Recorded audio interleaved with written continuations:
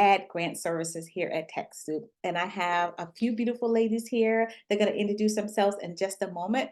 But for those of you who are here for the first time, I'm going to show you how you can engage. Someone has already turned on the closed caption. So if you need the closed caption, tap on the CC button at the bottom of your screen. We would love for you to type your question in the Q&A because I said there are hundreds of you, over 800 people registered today. So put your question in the Q&A so that way we can fill them at the end. But if you just gotta type it in the chat, they have lots of team members that'll probably be here to help you with your questions. I'm gonna share one more thing with you. We're gonna send you the slides and the video replay by tomorrow so you can gain some more insights. Hey, if you're at TechSoup and you haven't heard about Quad, I'm gonna put a link in the chat. You need to be in Quad. I'm trying to tell you, you need to be here at Quad. There's too much to say about it. There's some things right here on the screen, like access to the entire TechSoup catalog, so much more. But I'm gonna put the link in the chat. I'm gonna turn this over to Kara. Take it away. Have a great webinar. Thank you. You're welcome.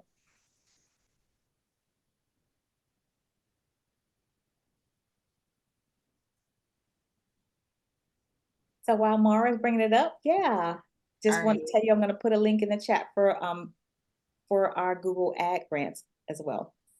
Awesome. Yes. Thanks so much, everyone, for joining today. Please do not hesitate to, put anything in the chat, especially if you're using the ad grant. Let us know. If not, totally fine. We're going to be doing a general overview today. But what we're going to be talking about is how to maximize your impact with the Google Ad grant. So my name is Kara McKissick. I am the Senior Business Development Consultant here at Cause Inspired. And so what I do is I handle essentially the upfront communication for any organizations who may be interested in engaging with our services. I get to know their goals and their needs before partnering with Cause Inspired. And my name is Mara Little. I am the marketing operations lead for Cause Inspired Media. Been with the company almost 4 years now. Worked with over 100 different nonprofits at this point. Super excited to help Kara lead this webinar today and connect with all of you here. Awesome. So just a little background about Cause Inspired. We are a full digital marketing agency, but we specialize in Google Ad grant management and optimization for nonprofit organizations. So that being said, we work with nonprofits only. We have over 500 clients of all ranges and sizes. So even if you are a smaller local nonprofit, the Google Ad grant is still a great tool for you to use. And that being said, again, we just make sure that we are optimizing that $10,000 that they have in ad spend granted by Google every single month.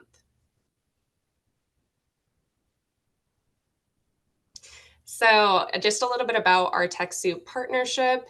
TechSoup, as you know, they offer a wide variety of different resources and tools for hundreds and thousands of nonprofit organizations.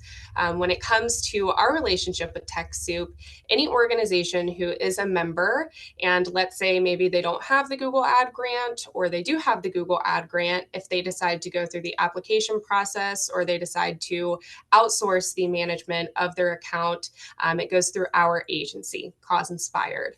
And so with the Google Ad grant and the help of TechSoup and our team, what we can do with this wonderful tool is definitely increase your brand awareness, recruit volunteers, promote the different services and programs that you provide. Alongside this, if you have events throughout the year, the grant is a really great tool to promote this and increase event registrations or maybe ticket sales. And then, of course, this is everyone's favorite, connecting donors to your nonprofit organization as well. So we just wanted to note some of the organizations that we work with who you may recognize. These are larger organizations, but again, just good to note. So you see Volunteer Match, Global Giving, United Nations, the Bridgespan Group, and then we also do work directly with Google.org. All right, so a little bit about our session today. First and foremost, we're going to go through an introduction to Google Ad Grants. So what is the Google Ad Grant? How does it work? And how can it help your organization? Then we'll talk more about how to get the grant. So everything you need to know about procuring the grant. Talk a little bit more after that about compliance. So after you get that Google Ad Grant, how do you keep it? And then we'll close out our session today by talking about best practices for using the grants. To get started, we'll talk about what is the Google Ad Grant.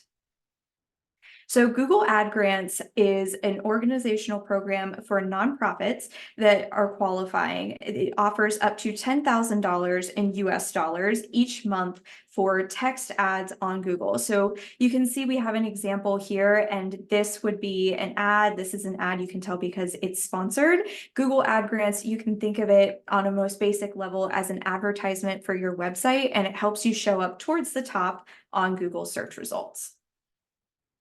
Knowing that, it's excellent that Google has this program for nonprofits because it's really, really good at helping you guys share your mission and your cause with the world, especially already reaching people on Google where people are curious, people are Googling because they have questions, right? So because it's an advertisement for your website is just about the most important thing that you have when applying for the Google Ad Grant.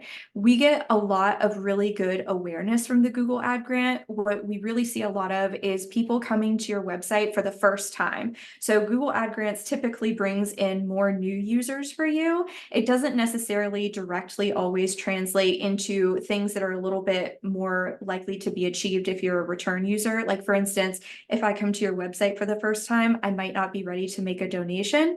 But if I come to your website a couple of times, if I search a couple of things related to you, I might be ready to make a donation in the future. So Google Ad Grant lays a very solid foundation for building up that pipeline of bringing people to the website, having them learn about who you are, and then bringing them back. So then you can get things like volunteer signups, donations, registrations for events, newsletter signups, and also followers too.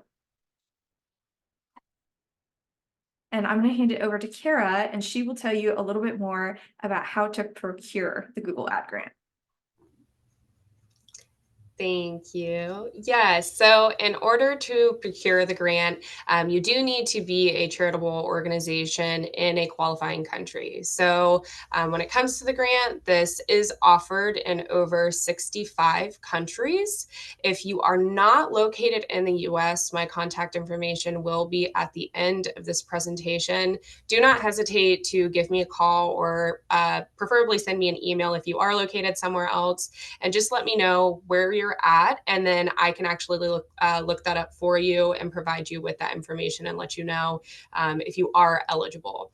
Now, if you are in the United States, you must be a 501c3 nonprofit organization.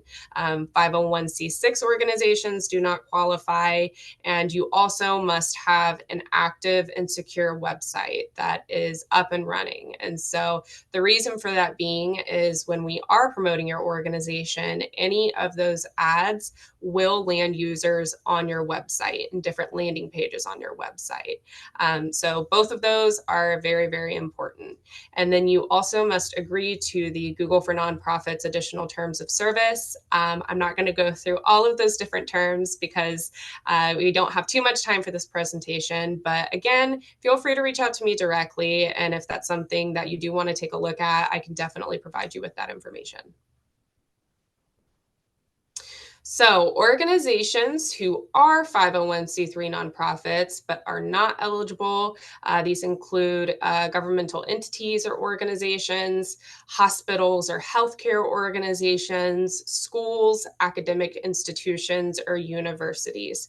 Now, that being said, you'll see these sub-bullet points where there are some exceptions to that. So for instance, some of our clients are foundations, of universities, and they qualify for the Google Ad Grant, as well as charitable arms or foundations that are associated with healthcare organizations. Those organizations may qualify as well. So I know that I previously said this, but if you are questioning it, do not hesitate to reach out to me directly. I can take a look at that information and see what your chances are when it comes to the application process. So the procurement process is super simple. Whether you decide to go through it internally and procure the grant, or if you decide to use a certified professional agency like ourselves, the process is going to look very similar. So the first thing you want to do is make sure that you are signed up and verified with Google for Nonprofits. This is completely free of charge. Along with this, you do want to make sure that you go ahead and actually apply for the Google Ad Grant. I run into this a lot with some of the organizations I speak with. They have been approved for Google for Nonprofits, but they get confused and sometimes think that's the grant and they're waiting for next steps. So when you actually go into your Google for Nonprofits account, there will be an option where you see the different services that you are able to have. And one of those is going to be the Google Ad Grant. Make sure you click on that and follow those steps to actually go through that full application process. Once you are approved, you will be notified, and then you can go ahead and start setting up your Google Ad Grant account. Now, if you decide to outsource with Cause Inspired, I do want to note that we help you through this process, which is really, really great. So we, hold your hand through the application process if you are having any trouble. And then also, I do feel like this is one of the great services that come along with our ad grant management is we make sure that you are set up on GA4 and that it's working correctly. And we also make sure that you have Tag Manager installed and that it's working correctly. I know some organizations, they haven't migrated over to GA4 yet, and a lot of organizations do not have Tag Manager installed. I want to emphasize that this is extremely important because all of the data that comes back from your ads needs to be accurate. That also helps boost your quality score overall, and it's just great to have accurate data when it comes to putting ads out there. All right, thank you, Kara. So we're going to talk next about keeping the grant in compliance. Now, I know when I say grant, especially when talking to a group who is all nonprofit folks, you're thinking like, okay, I apply for this grant, I'm going to be receiving money or some type of donation. Well, Google Ad Grant is a little bit different because we are proving our return on that investment by meeting certain metrics. So this is something that we don't have to reapply for each year. Basically, once you have the Google Ad Grant, as long as you stay within Google Ad Grant compliance metrics, you'll be able to use it indefinitely. Now, if you don't follow the compliance policies, you would be at risk of your grant being suspended, and then you might not be able to get it back, which could potentially cause some issues long-term for your organization. It's important to note that there's kind of two different policies that we have to follow here. So if you have a Google Ad Grant account, there are specific policies for that program that we have to follow, but Google as a whole has policies about certain things like related to sensitive events, especially as we are in an election year, and healthcare and medicines. There can be some limitations sometimes. So we are required to follow both policies. Now, getting into a little bit deeper of like, what does this compliance look like? So there's a couple of things that are related to keywords in an account. Now, a keyword is basically just a word that I put into my Google Ads account that I want to show up for. So, you've probably been on Google before and you search something into the search bar, that would be a search term. If your search term is similar to your keyword, then your ad is more likely to show. So knowing that, we have a couple stipulations for what we can and cannot do with our keywords in Google Ad Grant accounts. The first and foremost one is no single word keywords. So to put this to an example, to kind of give some context here, let's say you're a nonprofit that is promoting research of thyroid cancer. If you put the single word keyword cancer in your account, you might get some searches that are not really as relevant, right? Because there's a lot of different types of cancers out out there. So this is kind of a policy that Google's put into place to make sure that if we have this grant from them, we're going to be good stewards of that money, and we're going to try to bring as many relevant users to the website as possible. Kind of along that same thinking, there's also a policy that you can't have overly generic keywords too. So again, same example, if I'm promoting thyroid cancer research, if I just put the single word keyword cancer in my account, not really going to be very beneficial for us versus if I put the keywords thyroid cancer. Now, there is one exception to this, and that is if you have a brand, like your brand name of your organization is a single word keyword, then that would be allowed here. But that's really the only exception here. The last one here related to keywords is low quality keywords. We'll talk in a couple of minutes here about what quality score is, why you should know about it, and why it's important. But what you need to know here is basically that you have to basically match the keywords that you have in your Google Ads account with the keywords that are on your landing page. So I couldn't have keywords in my account that aren't anywhere on my website. Like I couldn't bid on keywords about solar energy if I don't have content about that on my website. In addition to that, on a monthly basis, you'll need to check for two very important things. The first is that you have to maintain a 5% or higher click-through rate, which is CTR. Think of click-through rate this way: of all the times that your ad was shown to somebody, click-through rate is measuring what percentage of the time your ad is clicked on. So basically, this is a rule that Google is giving us kind of again to make sure that we're maintaining some quality control with the Google ad grant. So at least 5% of the people who see your ad have to click on your ad. Now you might be thinking, gosh, that's kind of low, right? Well, industry standard for paid ads, we see like 2 to 3% click-through rate on average. So it's actually kind of holding people who use the Google ad grant to a higher standard in doing so, and to make sure, again, we're being good stewards of this grant that you're receiving.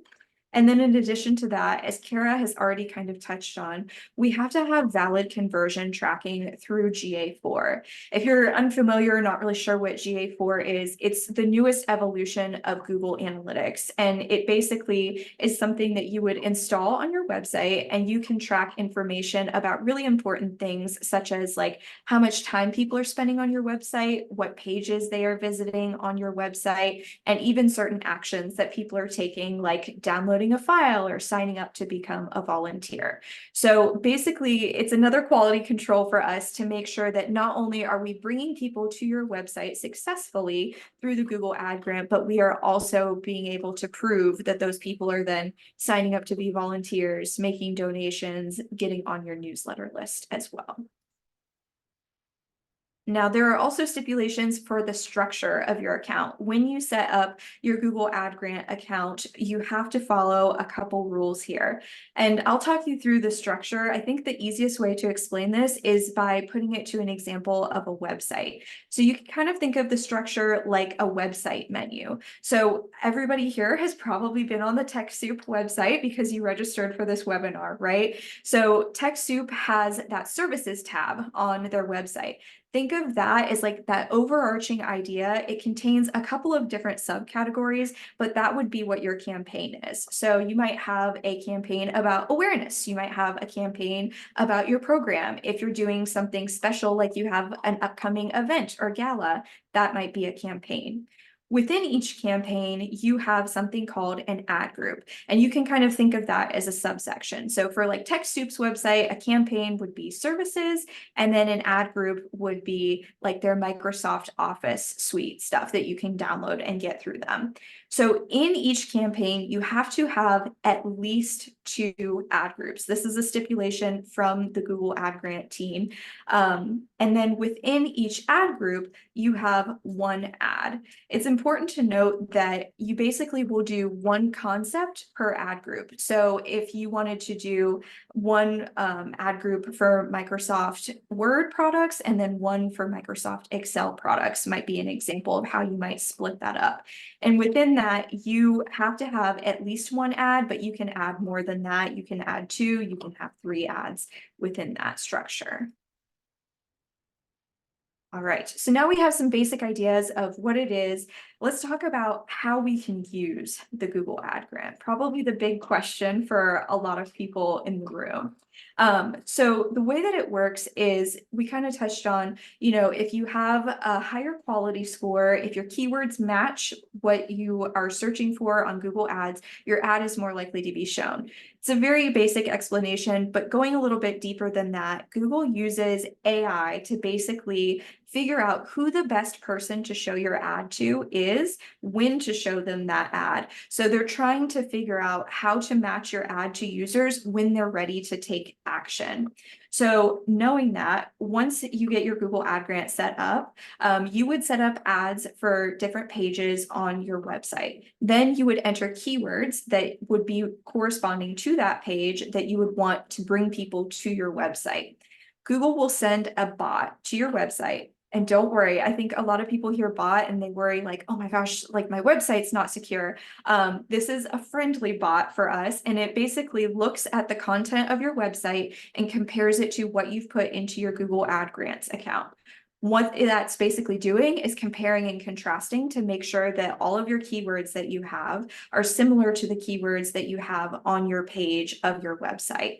If those match up very well, it will give you a higher quality score. If they don't match up as well, you will get a lower quality score. Quality score is super important because that determines how we rank in our ads. So ranking, you can think of it as like, am I the first listing on Google? Am I the second? Am I the third? And so on and so forth. So if you want your ad to show up and have a higher ranking, you need to do your best to maintain a higher quality score, which is also why maintaining keywords with a high quality score is so important. All right.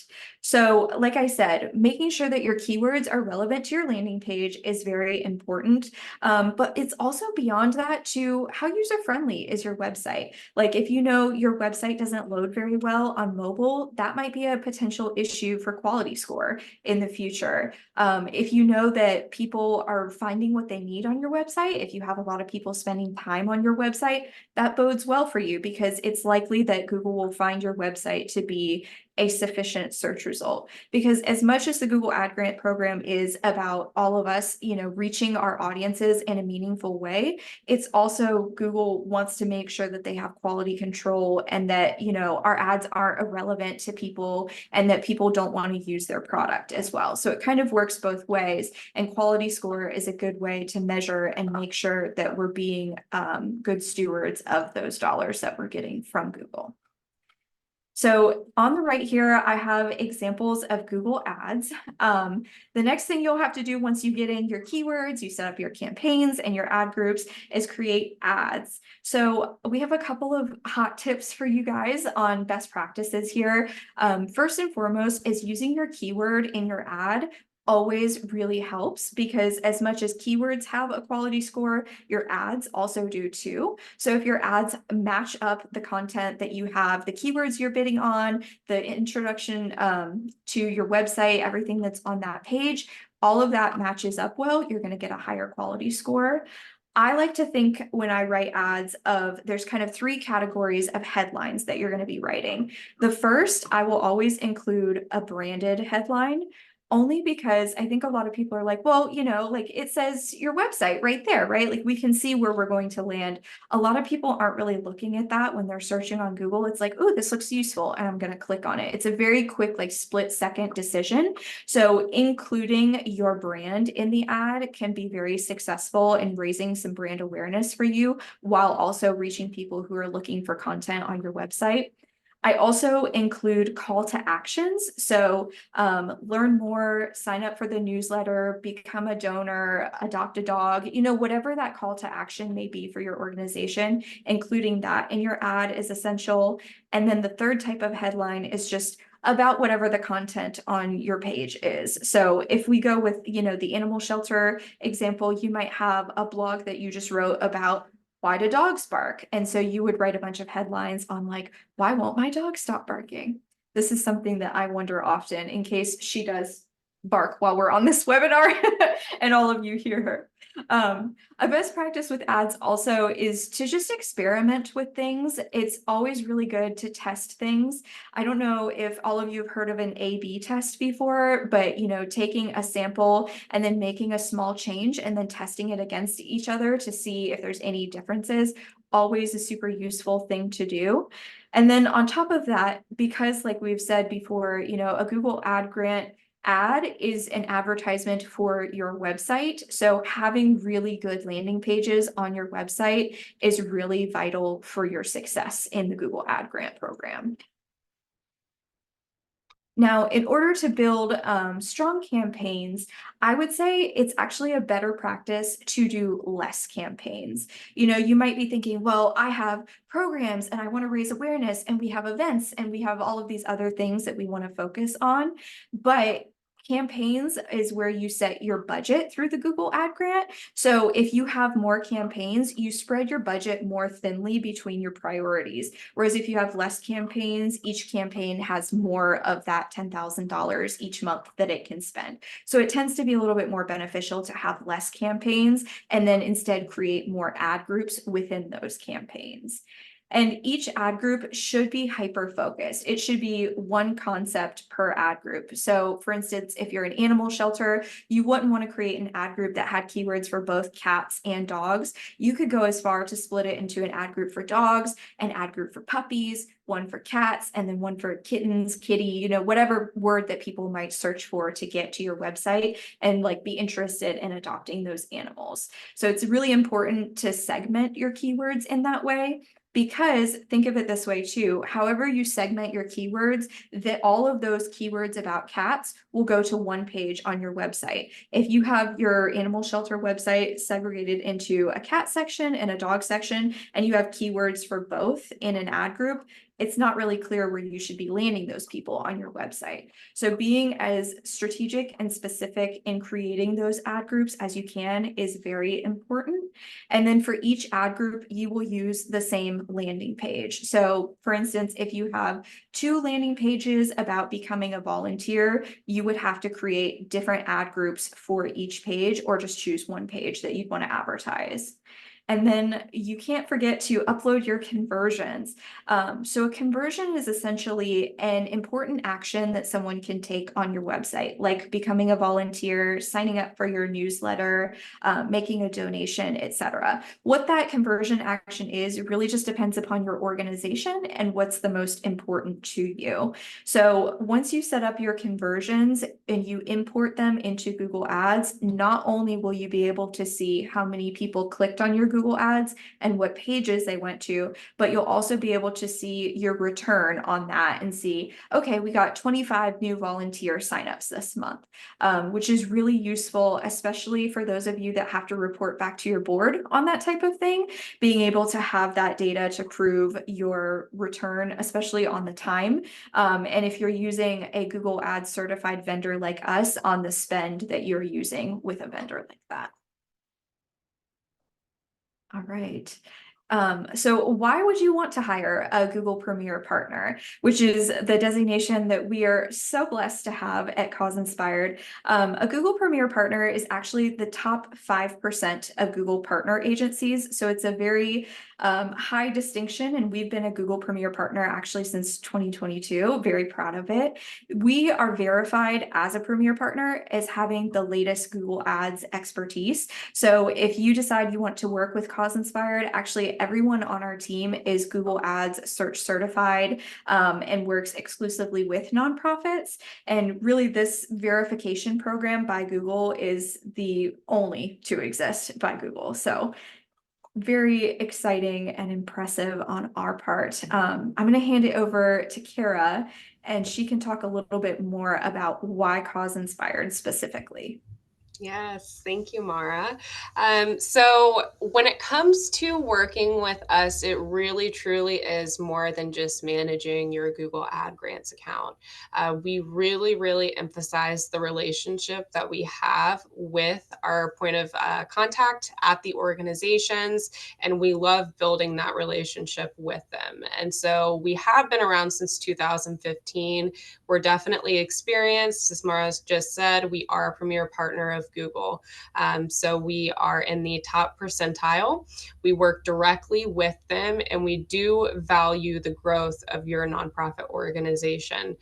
Going a little off script here, something that I think is really, really cool about our agency is we actually ask all of our employees here which nonprofits they are the most passionate about, who do they like volunteering with outside of work, and then we take that information and we try to pair it with the different clients that we have. And so we are extremely mission focused, and that's something that I appreciate about this company.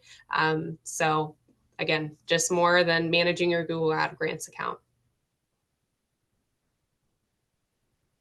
All right, so when it comes to finding the right package for you and the different options as far as our management programs, I don't want you to look at this and get overwhelmed. I know it can be a little confusing. So what you have here is essentially tiers. We start at $89 per month.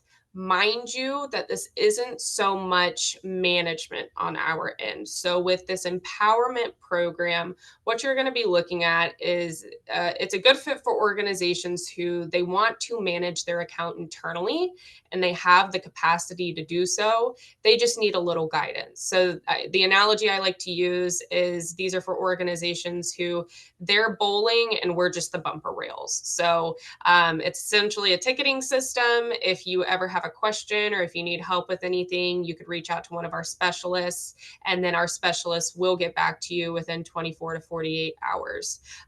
Outside of this program, once you get to our Essentials program, this is when you get into the management. So you will actually have one of our certified strategists and experts managing your Google Ad Grants account. I won't go through each of these in detail because honestly, any organization who likes to partner with us, I like to have one-on-one meetings with those organizations and figure out their goals and their needs. And then I can recommend the right program for them based on the feedback that they give me. And so the only differences here between Essentials, Optimization, and our Select level of service, it is really the time, how much we're working in your account, and then also two, how often you're communicating with your strategist. And so obviously price is factored into this. The more expensive the program, the more you will be communicating with your strategist and the more we will be working in your account. But you do see alongside, once you get to that Essentials program, not only management, we do help you procure the grant as well, which I think is really important to note. I see in the chat, yes, so people are asking if these rates are yearly, monthly. These are monthly rates. Keep that in mind, and there also is a 6-month commitment. So please keep that in mind as well, and this is for any of the programs you see here. So again, contact information is here for you all. We really wanted to make sure we left some time for some Q&A, any questions that you may have. Return rate of investment. Okay. Yes. Awesome. So I know that a lot of people ask about ROI, and I actually kind of come back with a question when it comes to your organization. What do you see as valuable? Because we have some organizations who their return on investment, what they're looking for is an increase in ticket sales to their events. They may be looking for just an increase in brand awareness. We have some organizations who really the ROI that they're looking at is just making sure that they're getting more traffic to their website. And so it all depends on the client who we're working with and what goals they have in mind. We do have some published case studies. I can provide you with that information. As you see here, you do have my email, you do have my direct line, and feel free to continue putting questions in the chat or in the Q&A, and Mara and I can try to get those answered for you. Yes, I'm kind of scrolling through now. Bill asked a very good question. He said, I'm trying to figure out the best way to use the Google Ad Grant for our nonprofit prison ministry since we don't sell a product or service to the community at large per se. This is a good question because most of the organizations we work with like don't have like a gift shop or, like something that we're selling specifically. And in those cases, the Google Ad Grant is really used for awareness. So we find that for a lot of clients like that, getting people to sign up for the newsletter is really big because what we see and what research about nonprofit sector shows is that if we can get people from the Google Ad Grant who are new to your website to sign up for your newsletter, what will happen over time is you'll send that excellent newsletter that you work so hard on. They're going to learn success stories. They're going to learn about programs. They're going to learn about upcoming events. And then by the time that you get to, end of year, whenever you start asking for donations, they're going to be primed and ready for a donation. So oftentimes that awareness, like it doesn't initially have that tangible result of the donation, but if you kind of like nurture it, I mean, it's a donor nurture process basically, to get people invested in knowing who you are. I think that is really successful too. I'm looking in the chat here. I know we have two people from our team on here if they want to unmute and flag anything important that we should answer. Let's see. Mara, I Ooh. think this would be a good question for you. Yeah. Kurt was, yes. So Kurt says we cannot find any set of keywords that on testing will even show up in search results. What kind of magic are you offering? Oh, do I have some magic for you, Kurt? Within Google Ads, there is something called Keyword Planner that you can use. And essentially you can put in keywords that you're like, I think this might work. And then it'll tell you based on your location targeting, what it expects the search volume to be. So it's going to say, oh, I think there's going to be 3,000 people searching this over the next 6 months. Or it'll say there's going to be 10 people searching for this. So if you find that you have a lot of keywords that are not really high in search volume like that, one of the things that you can do that I often recommend to clients is to write new content for your website, typically in the form of a blog about something that you research and figure out does have high search volume. So like if you, for instance, if we said adopt a kitten had low search volume, but you figured out adopt a cat has high search volume, I would suggest you write a piece of content about adopting a cat and give more information about that.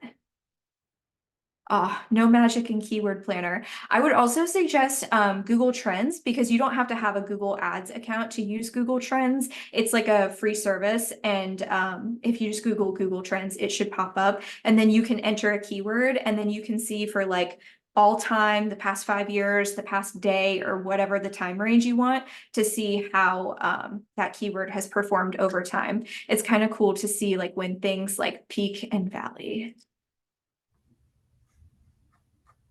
Yes. Thank you, Ryan, for the Google Trends link in the chat.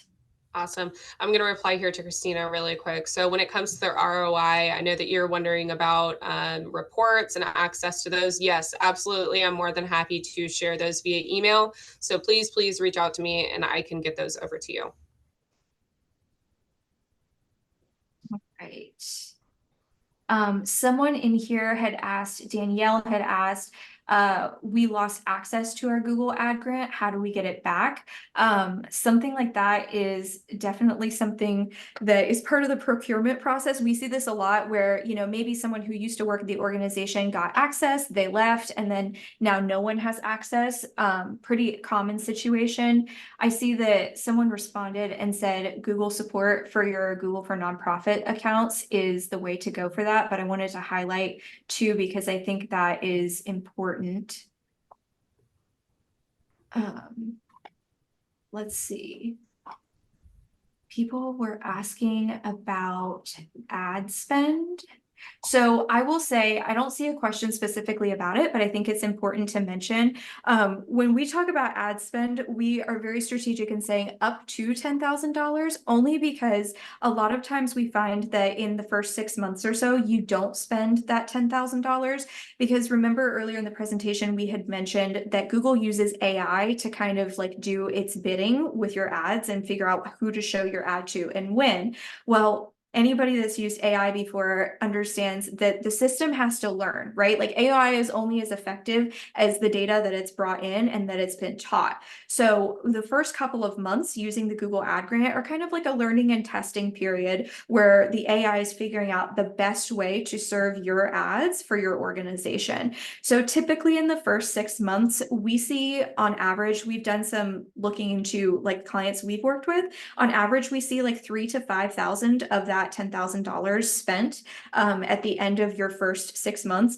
Obviously, it varies client to client, but I think it's worth noting that you're not just going to open a Google Ad Grant account, put in a couple of keywords, and then get $10,000, which is something that I know that people would love to see, but unfortunately, not the reality here. Another thing worth mentioning regarding ad spend is that we can't roll it over. So that $10,000 each month breaks down to $329 per day. Now, let's say we get less traffic on the weekends, and on a Saturday, I only spend $100. I still have $229 left over. That money does not roll over into the next day. It doesn't roll over into the next month. And like, let's say at the end of the month, we've only used $3,000. Someone once asked me, well, does that mean that Google's going to send us a check for $7,000?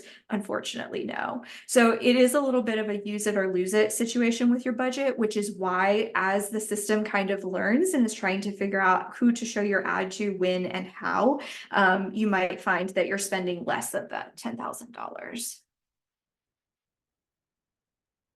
And then someone had asked a good question in here. Brooke said, as part of one of her questions, do you recommend linking to a blog post versus a white paper landing page? I like this question because it kind of speaks to the audience that you're reaching. My answer would probably be both, but I would put them in different ad groups because I'm assuming that you might be in the medical sector. So if you have a blog post about thyroid cancer, it's going to be quite different than if you have a white paper landing page that's about thyroid cancer.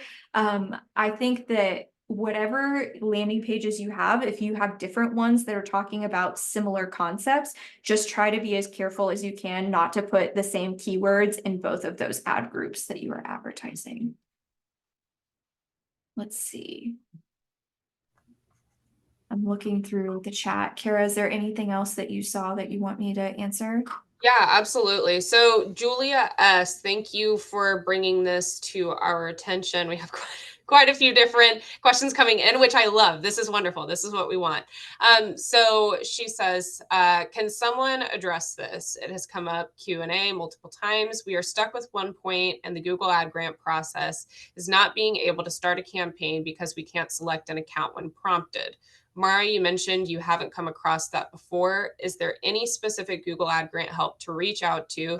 Google support for general ads is not super helpful, or is that the sort of thing that could be appropriate to sign up for support service at the empowerment package that you work with on this one problem?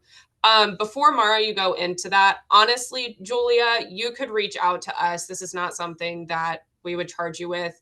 That it's just one issue, and we definitely want to be helpful. As far as the retainers and the different, programs that we offer, if you're seeking help in the future, yes, absolutely, feel free to engage with the empowerment program. But for something like this, you're more than welcome to reach out, and I can get that answered to you or answered for you at no cost. And then Mara, I'm going to let you take over from there. Yeah, my reasoning for not having seen this is probably, oh, hold on, there's my dog. Please. Sorry. My reasoning is because I spend most of my time working directly with clients. So I am not our onboarding specialist. But like Kara said, I could connect you directly to her. I'm gonna mute for a second. Hold on.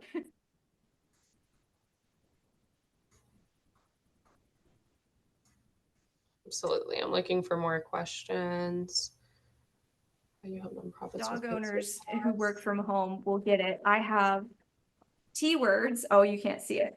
Treats on my desk. Just in case you were going to be noisy, huh?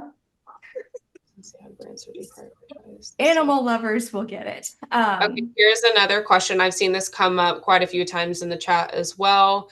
How do you help nonprofits compete with paid search ads since the ad grants are deprioritized? That's what the issue with ad spend has been. Okay, this is a very good question. So for those that do not know, because Google is a for-profit organization, they obviously make a lot of money off of running Google ads. So we as Google ad grant recipients are kind of in a separate auction. So we have our own AI auction. It works very similarly to the way that other accounts do. But for us, we will always show up second if someone with like a paid credit card attached to their account is going to be paying. I have, for instance, a couple of clients in like the medical field that have this issue with like Mayo Clinic or, whoever advertising kind of shows up against them. Now, the one thing that I would say that I've found to be useful in these situations is figuring out a way to kind of talk around the topic. What I mean by that is, let's go with the Mayo Clinic example. If I am running an organization that tries to get people assistance for irritable bowel disease, and I know that Mayo Clinic and what are the other ones? Like WebMD are running ads on those same keywords. I would look and see if I could figure out if there's anything that I could write about and put on my website that people are searching for that's in the same area as what I do. So like best diet for if you have IBD or something like that, because WebMD often only writes about like strictly the medical side, right? But there are people with this disease who are still looking for these questions. So it would be a way to kind of talk about what you do and use that with the Google Ad Grant to bring people to your website, but it would also be talking around the topic of those keywords that you're finding that you're not being very competitive with. I've seen this be pretty successful with some of my clients in the past, and it's been pretty useful. Let's see, looking through the chat. This is a good question. Karen says, I have 2 nonprofits in 2 countries. How do I navigate around the duplicate content issues? They're 2 totally separate orgs. So actually, it depends upon where the countries are that you're registered. I'm assuming one of them is in the US. If you have one in another country, I would suggest checking with Kara to make sure that it's eligible. You might actually be eligible for 2 ad grants, because if it's eligible in whatever other country you're working in and you're eligible in the US, you might be able to apply for 2 ad grants and use both. I have actually a client who does that right now. They have a US version and a Dutch version of their nonprofit, and they have like separate tax IDs and whatever for them. So we have all of our ads in English in our English campaign for them. And then we have a separate ad grant that is just like all of their Dutch and like French ads that they have in there too. Yes, going off of that as well, the requirements based on the countries all vary. So the process for the United States looks different than that in Australia, for example. And the reason I use Australia, we actually just had a client join us who is located in Australia. And so if you are having issues finding that information, I definitely have access to that, and I can provide you with what's needed in order to get everything ready to apply for the Google Ad Grant and what's going to be important and necessary for that. Yeah, looking through the chat, I see someone asked, how many months will it be valid for, or does it depend upon how much of the grant we use? This is also a common question we get, where it's like, if in my first month I only spent $500 of the grant, does that mean I'm going to lose it? There's no minimum to keep the grant, so long as you're within those compliance metrics of click-through rate above 5%, no single word keywords, etc. You should be good to go with the Google Ad Grant for that. Let's see. Ooh, this is a great question. Somebody asked, what is the target quality score to achieve? It's a little bit different between keywords and your account as a whole. So I would say for keywords, you would want to have your keyword quality score be 7 or above, because that's like above average. And then if you wanted for your account to do like really well, I would say 80% or more for your campaigns. Although sometimes I will say, and maybe those of you that have been running your Google Ad Grant yourselves might have noticed this, if you are running into this issue where you're seeing recommendations pop up, sometimes we'll get recommendations that are actually against Google Ad Grant policies. So that can be a little bit of a sticky area to navigate sometimes, just because it's suggesting things to you because you have a Google account. It's not realizing that you're a Google Ad Grant account. Let's see. Someone asked if the slides are going to be sent out. Yes, they will. I did see one question also too, and I've run into this recently, which is interesting, and it's not necessarily a bad thing in my opinion. But when organizations have been going through the Google Ad Grant application process, they'll hear back, and sometimes they are informed that they can't be approved because they need to update their website or make additions to their website. Typically, they let you know the reason why. This could be load speed. I had one organization, they didn't have any information, like for instance, their EIN number on their website, no mission. And so you want to make sure that you have some of that basic information. Your EIN number can go at the bottom of your website. And also, too, you want to make sure that you have sufficient landing or a sufficient amount of landing pages as well. Because let's say, for instance, your website only has one landing page. We can't necessarily run ads to your website because every single ad is just going to land on that one landing page. And so I know that they have kind of cracked down on this. And the reason being is Google is really trying to set your organization up for success. They don't want a scenario where you are awarded the grant and then, you're not spending that much of it and you're just not seeing it perform the way that you want it to. So I would take a look as far as the notification that they sent you on what you need to do with your website and the improvement you need to make. If you can't find that, or if there's nothing specific, feel free to reach out to me. Send me the URL to your website. I can take a look at it. And I would say 8 times out of 10, 9 times out of 10, there's something that sticks out to me that I will get back to you and say, hey, this needs to be added or this needs to be changed. It can even be your SSL certificate. Sometimes I go to websites and their SSL certificate has expired. So you want to make sure that you do have that in place as well. I see a really good question in the chat. How can we make sure our analytics isn't tracking patient health information for healthcare related orgs? So this is an interesting one because you might be thinking of Universal Analytics, which was the old version of Google Analytics. Since July of 2023, Google has upgraded to what we have now, which is called GA4. And GA4 kind of came to be because when Universal Analytics was created, we did not have the privacy infrastructure and laws that we currently do. We didn't have GDPR, there's a bunch of new privacy laws in California, etc. So GA4 was created to kind of have those things in mind and be compliant with those laws. So GA4 will track it will track like location of user, but unless you want to track or set up a conversion for someone filling out a form to contact like a patient navigator or a form to sign up for a clinical trial or something, it will track if they reach that page, but you will not have any like personally identifiable information about them other than where they are. You can set up like additional settings in Google GA4, it's called Google Signals, to collect additional information on people, but I would guess in your situation that you probably wouldn't want to set up Google Signals because you don't want to track that patient health information. I will add a little caveat here that I am not a HIPAA compliant professional. I just know that GA4 is definitely more privacy friendly because instead of using third-party cookies, it uses more first-party cookies about things that people have done on your website.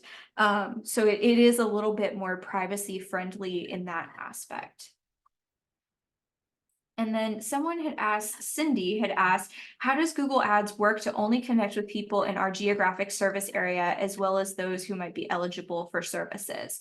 I like this question because it touches on location targeting, which is not something we talked about today. So when you set up your campaigns, you can tell the system where you want your ads to show. So that might be the entire US, it might be a state, it might be a couple of zip codes where you are. I would say that your performance is heavily reliant on the area that you target. So, for instance, if you are in a small town with 60,000 people, you have to realize that if we're only targeting that town, we only show up as a search result when someone searches for a keyword that we are bidding on. So that's a pretty small pool of people, all things considered. And then we have only so many keywords that we're bidding on related to your mission. So sometimes we see for people in like smaller geographic areas that they don't spend the entire grant.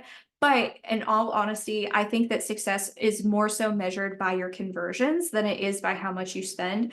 I know that is a hard concept to pass on to boards though, because I've had conversations with board members before that are like, we just want to spend the 10,000. And I totally understand where you're coming from. But to me, it's more important that we get people on the website who are going to sign up to volunteer, who are going to, sign up for your newsletter or become donors or download resources from your website. Whatever that conversion action may be, getting that is ultimately more important than spending the $10,000. Okay. Kurt asked a question about Google Search Console. Kurt, I know that Google Search Console and GA4 link, although I've tested it out and I personally haven't had a lot of use case for it and, just like my job and what I do. For those of you that do not know, Google Search Console is another free product by Google, like Google Analytics is.